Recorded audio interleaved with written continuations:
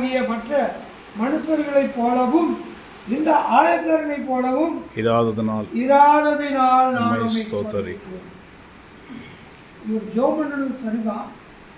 இவன் அதாவது பரிகாரக்காரன் அல்ல, அநியாயக்காரன் அல்ல, விபச்சாரக்காரன் அல்ல. அவன் நியாயப்பிரமாணத்தின்படி குற்றம் சுமத்தப்படாத ஒரு நபர் தான், அதில் எந்த மாற்றமும் கிடையாது.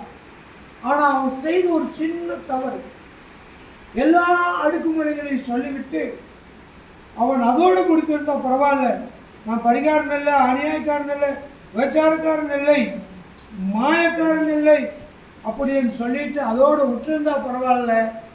அவன் அந்த ஆயக்காரனை போல நான் இல்லை என்று சொன்னான். இதுதான் தவறு. இந்த இடத்துல இவன் மேல் தவறு என்று சொல்லக்கூடிய ஒரு விஷயம் இருக்குமானால் இதுதான். கீழே நம்ம பார்ப்போம். வாரத்தில் 2 நாள் என்ன செய்கிற, நான் உபவாசம் செய்து ஜெபிக்கிறேன். நியாயப்பிரமாணம் சொல்லுகிறபடி அவன் செய்கிறான். அப்புறம் அவன் சம்பாதிக்கிறதுல எல்லாம் 10ல் ஒரு பகுதியை தேவாலயத்திலே காணிக்கையாக செலுத்துகிறான், தசம பாகமாக செலுத்துகிறான், அவனுடைய பங்கை செலுத்துகிறான் சரியாக. அதிலையும் அவன் குற்றம் சாட்டப்படவில்லை, ஜெபிக்கிறதுலையும் அவன் குற்றம் சாட்டப்படவில்லை, உபவாசிக்கிறதுலையும் குற்றம் சாட்டப்படவில்லை. ஆனால் மற்றவனை கிளைம் பண்ணின ஒரே விஷயத்தான், அவன் அந்த இடத்துல பாவி என்பதை அங்கே உறுதி செய்யப்படுகிறது. அவன் சம்பாதித்தெல்லாம் தசமம் செலுத்துகிறேன் என்று தனக்குள்ளே என்ன செய்தான், தேவாலயத்துக்கு வந்து எல்லாம் வந்து வசதியாக உட்கார்ந்து அவன் என்ன செய்கிறான், நான் பாவி இல்லை, நான் அவன் இல்லை, இவன் இல்லை, நான் நம்ப யோக்கியமானவன், என்ன மாதிரி உலகத்தில் நீதிமான் ஒருவனும் இல்லை, ஆண்டவர் இயேசு என்னுடைய ஜெபத்தை கண்டிப்பாக கேட்பார் என்று சொல்லி இவன் தனக்குள்ளே என்ன செய்து கொண்டிருந்தான், பெருமை சத்தத்தை வெளியே காட்டாமல் மனதுக்குள்ளேயே ஜெபித்தான். சத்தமாக ஜெபம் பண்ணால் அவனுடைய கௌரவம் என்ன ஆகிவிடும், கிறிஸ்டியன் ப்ராப்ளம், கௌரவம் குறைந்து விடும். மனசுக்குள்ளேயே அப்படி தென்னாவட்டா திமுறா அகங்காரமா பெருமையோடு கூட தேவனுக்கு முன்பாக தன்னை வெளிப்படுத்தினார். இயேசு பார்த்தார். ஓகே, அவன் அப்படியே இருக்கட்டும். அடுத்து அந்த ஆயக்காரனை போல நான் பாவி இல்லைன்னு சொல்லி குறிப்பிட்டு ஜெபம் பண்ணான், அது அப்படியே இருக்கட்டும். இந்த ஆயக்காரன் தூரத்திலிருந்து வந்து என்ன செய்தான், தேவாலயத்துக்கு முன்பாக உள்ளே வர தகுதி இல்லை என்று சொல்லி, நான் ஒரு பாவி. ஆயக்காரனுடைய தொழில் என்னன்னு தெரியுமா உங்களுக்கு?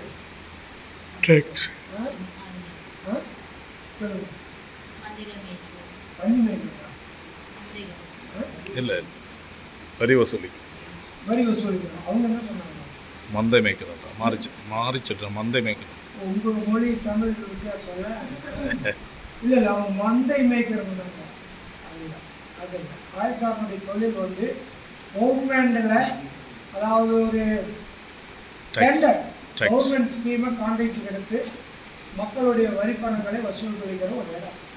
ஆயக்காரன் சொல்வது, எங்கள் நாட்டில் நிறையா பேங்க் என்ன செய்யும், ப்ரைவேட் பேங்க் லோன் கொடுக்கும், இங்கேயும் கொடுக்குறாங்க. பார்த்தேன் ரொம்ப விளம்பரம்லாம் பண்ணிட்டு இருக்கிறாங்க. இலங்கையில் லோன் கொடுத்து உங்களுக்கு நாங்கள் என்ன செய்கிறோம், ஆஃபர் கொடுக்குறோம், தள்ளுபடி கொடுக்குறோம், இஎம்ஐ ஈஸியாக கட்டலாம் அப்படின்னு சொல்லி மக்களை ஏதாச்சும் ஒரு பொருளை வாங்க வச்சு லோன் கொடுத்துருவாங்க. ப்ரைவேட் செக்டரில் கொடுத்துட்டு என்ன பண்ணுவாங்க, இந்த மக்கள் அந்த இஎம்ஐ கட்ட தவறிவிட்டால் அந்த இஎம்ஐ வசூல் பண்ணுவதற்கு பேங்கு என்ன செய்யாது, நேரடியாக போகாது. அதுக்கு ஒரு கூலிப்படை வைத்திருக்கிறார்கள்.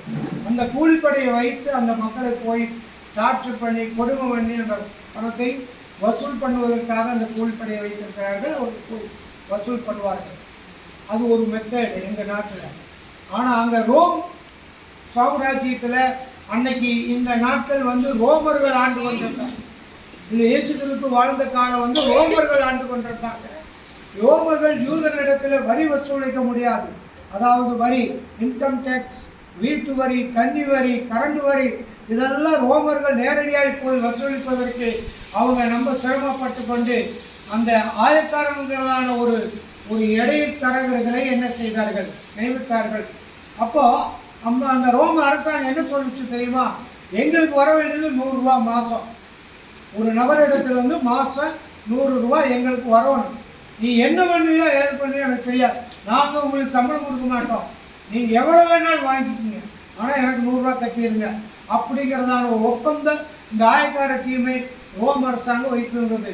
இந்த ஆயக்காரர்கள் என்ன செய்வாருன்னா, அநியாயமாக அரசாங்கத்துக்கு 100 ரூபா தான் வரி, இவங்க போய் 500 ரூபா 1000 ரூபாய்ன்னு சொல்லி என்ன செஞ்சாங்க, வசூல் பண்ணி அவங்க பணக்காரங்கள் ஆகிக்கொண்டு அவங்க சொத்து சேர்த்துக்கொண்டு அங்கே ரோம் அரசாங்கத்துக்கு 100 ரூபாய் கேட்டது கொடுத்துருவாங்க.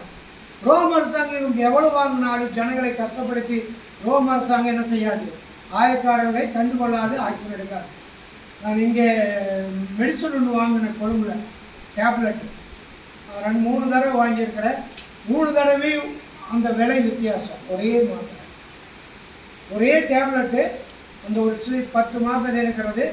ஒரு முறை 200 ரூபாய்க்கு வாங்கினேன், ஒரு முறை 220 ரூபாய்க்கு வாங்கினேன், இன்னொரு முறை 170 ரூபாய்க்கு வாங்கினேன்.